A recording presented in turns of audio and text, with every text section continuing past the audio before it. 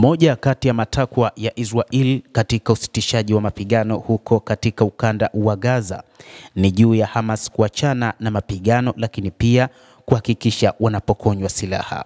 Lakini Hamas wanasema hawawezi kuacha silaha zao na kuachia Israel ili tu vita visitishwe. Kundi la wapiganaji la Kipalestina la Hamas limesema halipo tayari kunyang'anywa silaha kwa ajili tu ya kusimamisha mapigano katika eneo la ukanda wa Gaza. Kundi hilo limesema kwamba ikiwa Hamas haitakuwa na silaha, Israel itaweza kuvamia na kuchukua maeneo mengi zaidi katika eneo la ukanda wa Gaza pamoja na Palestina kwa ujumla na hata katika mataifa mengine yaliyopo katika ukanda wa Gaza. Hamas imedai kwamba moja kati ya mambo ambayo Israel inayafanya kwanza ni kuwanyang'anya watu maeneo yao katika maeneo mbalimbali huko katika ukanda wa Gaza. Na hata katika kipindi hiki ambacho Hamas wamekuwa na silaha, Israel imeendelea na uchukuaji wa maeneo, na kuna maeneo mengi ambayo yapo mikononi mwao, na ni moja kati ya maeneo ambayo wakati huu Hamas wanayapambania. Hamas imeamua kuwa na silaha na kupambana na Israel kutokana na kitendo chake cha kuteka maeneo yasiyokuwa ya kwao kisheria, na ndio sababu ya kuundwa kwa kundi hili kutetea Wapalestina katika eneo hilo la ukanda wa Gaza. Hata hivyo, Israel imekataa ofa ambayo kundi hilo la wapiganaji la Kipalestina imelitoa juu ya kuwapatia mateka wao ili tu wasimamishe vita. Lakini Israel imesema si tu kuachiliwa kwa mateka, lakini pia kunyang'anywa silaha kwa kundi hilo la wapiganaji la Hamas. Kulingana na shirika la habari la BBC, Israel inadai kuachiliwa kwa nusu ya mateka waliosalia ili kubadilishana na mapatano ya wiki 6 na kuwapokonya silaha Hamas. Pendekezo la Israel linalohusiana na harakati kupitia Misri lilitoa wito kwa uwazi wa kupokonywa silaha kwa Hamas bila dhamira yoyote ya Israel ya kumaliza vita au kuondoka Gaza. Kwa hiyo Hamas ilikataa pendekezo hilo kwa ujumla wake.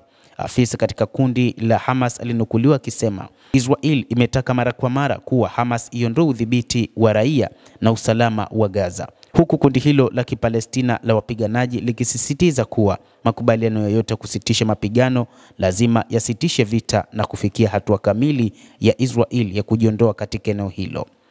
Hamas wanachokitaka ni kuona Israel inaondoka katika maeneo yaliyo chini ya mamlaka ya Palestina, lakini pia maeneo yote ambayo wameyateka katika nchi zingine yahakikishwe kwamba yapo katika mikono ya mataifa hayo. Moja kati ya maeneo ambayo yametekwa na Israel ni pamoja na maeneo ya Golan huko nchini Syria na maeneo baadhi katika eneo la nchi ya Lebanon. Hamas kwa muda mrefu imekataa mazungumzo ya upokonyaji silaha, ingawa maafisa wake wameonyesha nia ya kutoa udhibiti wa ukanda huo kwa chombo cha mpito cha wanateknolojia huru kama vile mpango wa Misri wa ujenzi mpya wa Gaza baada ya vita uliozinduliwa mwezi uliopita. Katika kujibu ripoti za hivi majuzi za maendeleo ya mazungumzo ya kusitisha mapigano, afisa kutoka nchi moja ya upatanishi ya Kiarabu aliliambia gazeti la The Times of Israel mnamo Jumatatu kwamba hakuna mafanikio yoyote ambayo yamekaribia na kwamba mambo ni yale yale ambayo bado yamezuiwa hadi sasa. Hamas haitakubali kujisalimisha kabisa, lakini hilo bado ndilo ambalo Israel inadai. Afisa mkuu wa Kiarabu kutoka eneo la Abu Zur alisema kukabidhi silaha za upinzani ni mistari mekundu milioni 1 na haizingatiwi, achilia mbali mjadala, Abu Zuhur alisema. Hata hivyo alisisitiza kuwa Hamas iko tayari kuwakabidhi mateka katika kundi moja ili kubadilishana na kumalizika kwa vita na kuondoka kwa jeshi la Israel kutoka Gaza, kuthibitisha kile afisa mkuu wa Hamas aliambia Times of Israel mapema mwezi huu.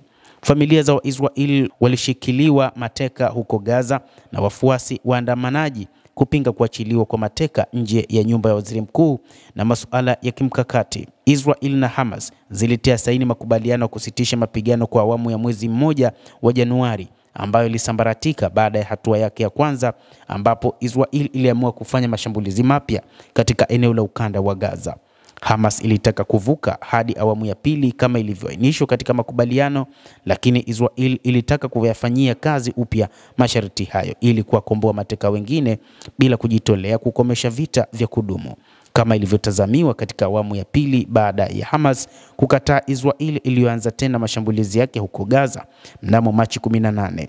Waziri Mkuu Benjamin Netanyahu amekataa kusitisha vita kabla ya uwezo wa kijeshi na utawala wa Hamas kuvunjwa. Anaungwa mkono na wengi katika serikali yake, lakini baadhi ya mataifa ambayo yamekuwa moja kati ya waungaji mkono wake wamekuwa wakimweleza mara kadhaa juu ya usitishaji wa mapigano katika eneo hilo la ukanda wa Gaza.